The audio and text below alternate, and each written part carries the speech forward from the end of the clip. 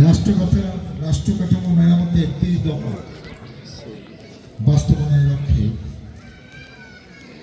Yakub union BNP কর্তৃক আয়োজিত আজকে এই আলোচনা সভার সম্মানিত সভাপতি, সম্মানিত প্রধান বক্তা, বিশেষ অতিথি, উপস্থিত দলীয় নেতৃবৃন্দ, সুধী মন্ডলী, আসসালামু আলাইকুম। আমরা অনেকের বক্তব্য শুনেছি। এইটা দলের থেকে সারা বাংলাদেশে দলীয় নেতৃবৃন্দের মাধ্যমে প্রচারণার দায়িত্ব দিয়েছে কয়েকটি কারণ। একটি কারণ হলো যে আজকে যেসব সংস্কার হচ্ছে, এই বেশিরভাগ সংস্কার 1 বছর আগে আমাদের প্রিয় নেতা দলের ভারপ্রাপ্ত চেয়ারম্যান তারেক রহমান এটা বাস্তবায়নের উদ্যোগ নিয়েছিলেন এবং দলীয় ফোরামে সে ঘোষণা করেছিলেন, জানিয়েছিলেন। তখন এটা গুরুত্ব বহন করে নাই। অনেক বুদ্ধিজীবীরা, পণ্ডিত লোকেরা আজকে যারা বড় বড় কথা বলে টেলিভিশনের পর্দায় মাইক্রোফোন নিয়ে, তারা তো সেটা কিছু পাত্তা দেয় না, যেটা আবার কী জিনিস।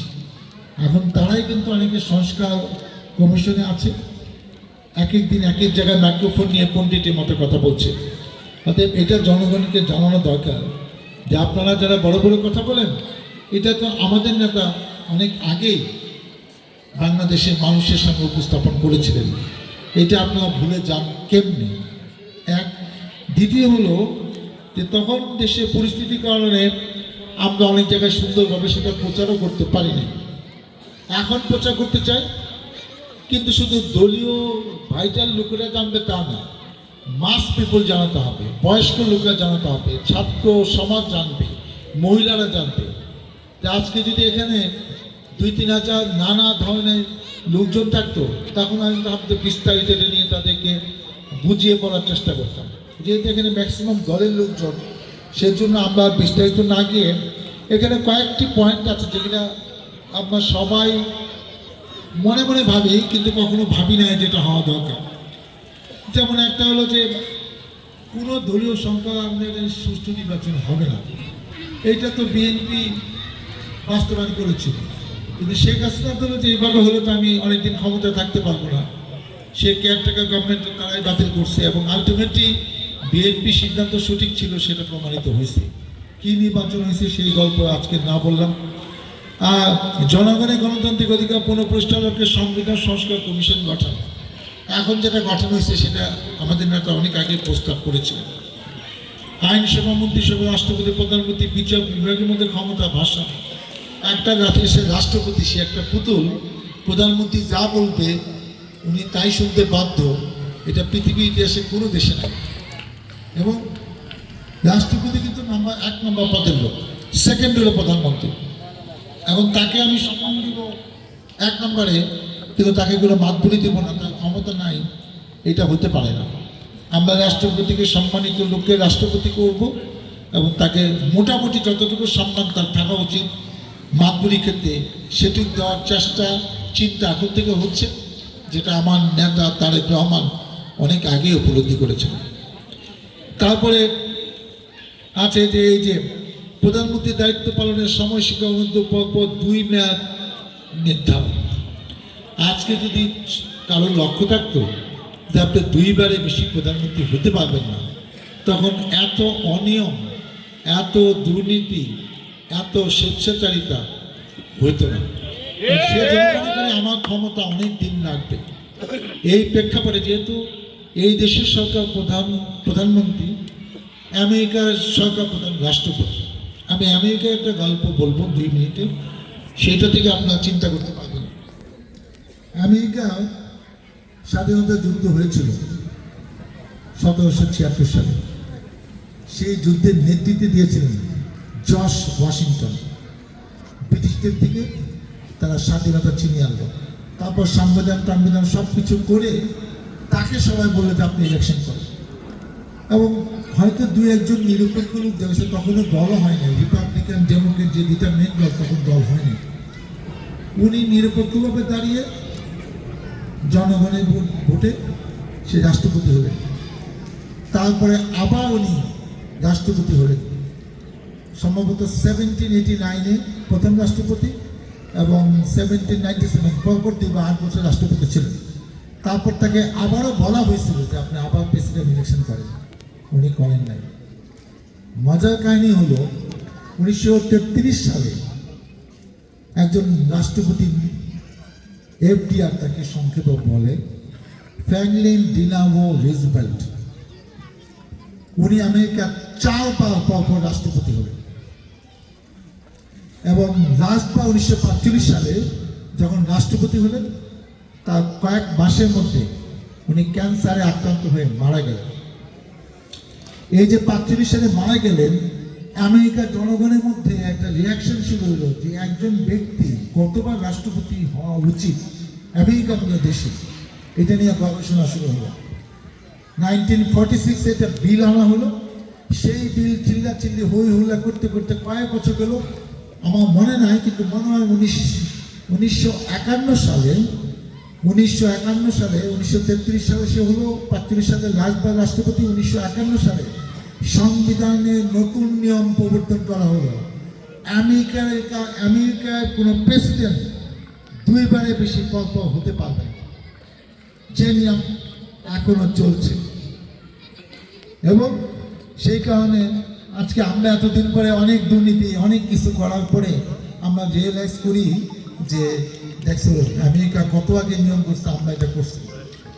1997 সালে আমি তখন এমপি, আমাকে সিলেকশন করলো ইন্টারভিউ দিয়ে বিএনপি থেকে 2 জন, আমি আর খালেকুজ্জামান, আওয়ামী লীগ থেকে এম.এ কুদ্দুস আর সুলতান মোহাম্মদ মনসুর, এই মনসুর সিলেটে। এই 4 জন এমপি ট্রেনিংয়ে যাবে, 1 মাসের ট্রেনিং, এমপিতে ট্রেনিং দেবে। আচ্ছা দিল ট্রেনিং, তো ওখানে অনেক কিছু, সেটা গল্প না। যেটা গল্প হলো, একদিন আমার যে গাইড ছিল একজন কালো মানুষ, ব্ল্যাক, নামটা ভুলে গেছে, সে বলল ডাক্তার সালাউদ্দিন, মানে ইংলিশে বলতেছে, তোমরা তোমাদের দেশের নেতাকে, তোমরা যাকে জাতির পিতা পাবো তাকে তুমি সম্মান দিতে জানো না। আমি বললাম মানে কি? এবং তার কাছে দেখলাম সে পকেট থেকে 500 টাকার নোট বাই করে, ওই সময় তো আওয়ামী লীগ ক্ষমতা ছিল, দেখাইলো, তোমরা না মনে করো, আমি মনে করি না, আওয়ামী লীগ মনে করে, ওই তো হলো, তোমরা শেখ মুজিবকে জাতির পিতা মনে করো না? আমাকে হ্যাঁ আওয়ামী লীগ মনে করে। আমি বললাম আচ্ছা ঠিক আছে। তাকে 500 টাকার নোটের ছবি সে পকেট থেকে $1 বাই করে দেখলো, দেখো আমেরিকা $1, $2, $5, $10, $20, $50, $100, এই কটা কারেন্সি আছে। $1 মধ্যে জর্জ ওয়াশিংটনের ছবি। এটা কেন? আমি তাকে এসেতে দিই, কেন? তুমি যদি ওই ব্যক্তিকে সম্মানিত করতে চাও, ম্যাক্সিমাম টাকা কার হাতে থাকবে? 1 টাকা না 100 টাকা না 500 টাকা, কার কাছে থাকবে? 1 টাকা। তা আমরা জানি মানুষকে, নেতাকে কিভাবে সম্মান দিতে হয়। আমরা তাকে অলিখিত জাতির পিতা মনে করি। তাকে বলা হয়েছিল 2 বারে পরে সে ইলেকশন করেনি, সেই আমাদের জাতির পিতা আমরা মনে করি। আরো অনেকের পরে জাতির পিতা হয়েছে, কিন্তু আমরা তাকে ওই সম্মানের জন্য, তার জন্যই 2 বারে বেশি ইলেকশন করতে পারে না, সেই সম্মান সংবিধানে দিয়েছি। এবং তার জন্য $1 এখনো সেটা আছে। অনেক ডলারের টাকা চেঞ্জ হয়েছে, তারটা চেঞ্জ হয় নাই। জর্জ ওয়াশিংটনের সময় যে স্বাধীনতা যুদ্ধের নেতৃত্ব দিয়েছে, $1 তার ছবি। কত বছর আগে তারা একটা শিক্ষিত জানি কিভাবে একটা দেশকে এগিয়ে নিয়ে গেছে। আমরা আমেরিকা ঘুরতে যাই, সচিব, মন্ত্রী, এমপিরা, ওখান থেকে কিছু শিখি না, ঘুরা ঘুরা ফুর্তি করে চলে আসি আর দেশে এসে আকাম করি। এটাই আমাদের বৈশিষ্ট্য। তো যে কথা বলতে চেয়েছিলাম যে সামনে আমাদের নির্বাচন, ভোটে পাস করতে হবে, এমন নির্বাচন হবে ওই দিনের পর দিনই হবে, স্বচ্ছ ভোট হবে। অতএব এই 31 দফা আমাদের প্রোগ্রাম চলবে, আর অন্য জায়গায় আমরা ভালো করে করব। আর আমাদের সামনে আন্দোলন সংগ্রামও করতে হইতে পারে, কারণ এখনো আমাদের নামে, আমাদের নেতার নামে কিন্তু অনেক মামলা এখনো কিন্তু শেষ হয়নি। এটাগুলো এখনো নির্বাচনের ডেট দেয়নি। একটা অন্তর্বর্তীকালীন সরকার আবাস ইঙ্গিত দিচ্ছে যে বছরের শেষের দিকে হবে, কিন্তু আমরা মানে স্পেসিফিক্যালি আমরা রোড ম্যাপটা জানতে চাই যে নির্বাচনের তফসিল কবে। বাজারে গুজব আছে, কেউ কেউ বলছেন যে 6 ডিসেম্বর ইলেকশন হবে, হয়ে যাক, আমরা চাই। কিন্তু এই সরকারকে চাপও রাখতে হবে, এবং যেটার জন্য অলরেডি গতকাল থেকে বিভাগে জেলায় জেলায় প্রোগ্রাম শুরু হয়ে গেছে। আমাদের ঢাকা জেলায় একটা প্রোগ্রাম হবে, কোথায় হবে ঠিক হয়নি। 24 তারিখে এই 31 দফা নিয়ে। এই সরকার যে বিএনপি ঐক্যবদ্ধ, বিএনপির লোকেরা এটা নিয়ে এখন থেকে মাথা ঘামাচ্ছে। বিএনপির মতো একটা বড় দল বলছে আপনারা পাত্তা দিচ্ছেন না, অতএব এই রোড ম্যাপ ভোটার লিস্ট এগুলো তাড়াতাড়ি করে নির্বাচনের তফসিল ঘোষণা করে দেন, যেন পুরো জাতি নির্বাচন মাঠে মানে নেমে পড়ে। এবং নির্বাচন না হওয়া পর্যন্ত অনেক সমস্যার সমাধান করা যাচ্ছে না। আজকে গার্মেন্টস সেক্টরের যে অরাজকতা, বিশৃঙ্খলা, আজকে একটা পলিটিক্যাল সরকারে থাকলে, আমরা দায়িত্বে থাকলে এখানে যা ইচ্ছে তাই কিন্তু হবে না, আমরা হইতে দিব না। সেই জিনিসটা কিন্তু অনেক ইম্পর্টেন্ট। তা আসুন আমরা সামনে দল যখন যে কর্মসূচি দিবে, আমাদের প্রিয় নেতা তারেক রহমান যখন যে নির্দেশ দিবে, আমরা সবাই ঐক্যবদ্ধভাবে সেই কর্মসূচিতে অংশগ্রহণ করব। এবং ইনশাল্লাহ আমি আশাবাদী যে ইনশাল্লাহ এই বছরে ডিসেম্বরের মধ্যেই এই নির্বাচন হবে এবং যে নির্বাচনে আপনারা ঐক্যবদ্ধভাবে অংশগ্রহণ করবেন এবং তারেক জিয়া হাতকে শক্তিশালী করবেন। পরিশেষে আপনারা কষ্ট করে এসছেন, আমি গফু ভাইকে ধন্যবাদ দিব যে আমরা সবাই যার যার কাজে ব্যস্ত। এলাকায় এমন কোনো অনুষ্ঠান নাই যে আমাদেরকে দাওয়াত দেয় না। আমি জানিও না ওই ওয়াজ মাহফিলে প্রধান অতিথি করে রাখছে 2-3টায়। আমি কই ভাই আমাকে দাওয়াত দিছে, কোন লোক যদি বলতে পারে যে আমাকে টেলিফোনে দাওয়াত দিছে, বাসায় দাওয়াত দিছে, তাহলে ওয়াজ মাহফিল আসবো। এখন কোনো লোক খুঁজে পায় না। কয় ভাই আপনার নাম না দিলে যদি সমস্যা কাম দিয়ে দিছি, এখন একটা আইলে খুশি হয়। যাই হোক, মানুষ সম্মানিত করলে, সম্মান দিলে তো আমরা যাওয়া। কিন্তু আমার যদি আরো 2 জায়গায় দাওয়াত থেকে আমি কেমনি যাবো? যেমন আজকে এক দুপুরে এক ঝামেলা করলো, সে কথা বললাম না। একই দুপুরে 3-4টা দেওয়া হলে আমি তো একটা মানুষ, আমি তো একটা জায়গায় গিয়ে এখানে লোক দেখে আসতে হবে না। যাই দাওয়াত দিচ্ছে, দাওয়াত দিতে খাইয়ে আসি অল্প, সেটাও তো পারতে পারছি না। আপনারা কষ্ট করে আসছেন। আমি চাই এখন আমাদের মেইন দলের সাথে ঐক্যবদ্ধ থাকা এবং কেউ যেন নতুন করে আমাদের কাছে বিচার না দেয় যে ভাই বিগত দিনে আমরা আওয়ামী লীগকে যে টাকা পয়সা দিতাম চাঁদা, এখন তো চাঁদা কমে নাই, এখন অন্য একজনের দিয়ে এর থেকে কি ভাই মুক্তি পাবো না? আর আওয়ামী লীগের লোকগুলোকে আমরা বলতে চাই যে অনেক কিছু করছেন, আমরা জানি অনেক কিছু ভাইরাল আছে।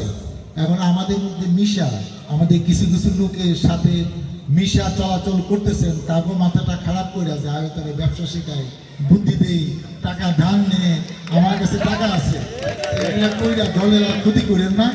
আমরা যখন দেখবো যে আপনার যারা আমরা অদৃষ্ট হয়ে গেছি, আমরা কিন্তু আপনার ছাড় দিব না।